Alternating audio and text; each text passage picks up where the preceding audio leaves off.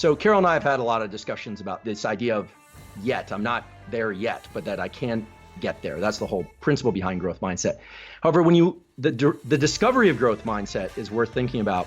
So Carol's discovery was these kids that, for whatever reason, like doing math problems, even though they knew they couldn't get the answers right. These were sure fail problems. So it's the same kind of people that like doing puzzles. And these kids, not surprisingly, go on to do phenomenally well in a number of different areas of academic pursuit. But what's interesting about growth mindset is that it seems like there's some attachment of the reward systems of the brain to the action or the pursuit of a goal, not just achieving a goal. And when we step back and we look at what that really entails at a neurochemical level, we have reward systems in the brain. They generally fall into two categories. There are the reward systems that make you feel really good with kind of the here and now and everything that's within the confines of your skin and the things you already have.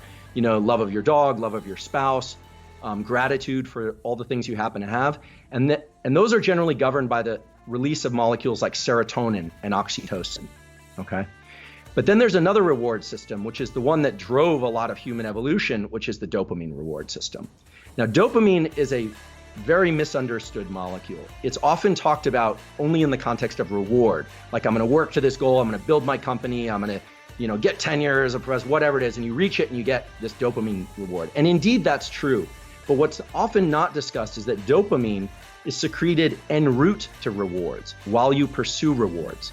Now, the ability to tap into that system, to subjectively amplify that pathway of reward in pursuit of goals, is an absolute game changer when it comes to things like anything challenging that of long duration or uncertainty or getting through this COVID, pandemic situation.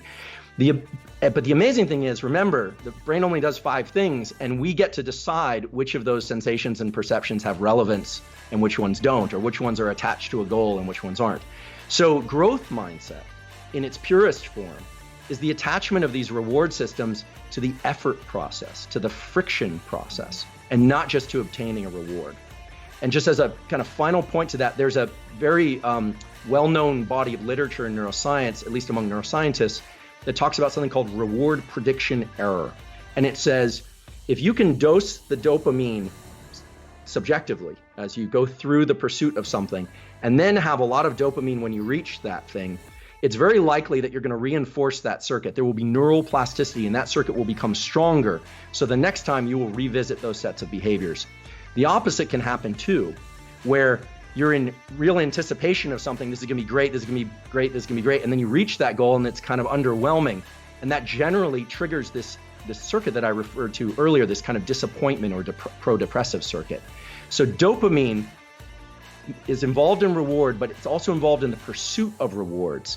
And so as you reach a milestone, or as you tell yourself, I'm on the right track, this friction I'm feeling, this late night, this early morning, this hard conversation with somebody that doesn't feel good, I'm going to tell myself this is for a larger purpose. That's that subjective insertion, that abstraction that we were talking about earlier. And when you start releasing dopamine to those kinds of things, there's essentially no limit on the number of things you can do or the energy to do them. So just as a last point about dopamine, when we're in effort, we're always secreting adrenaline. We're always in pursuit, and it's draining, it's tiring.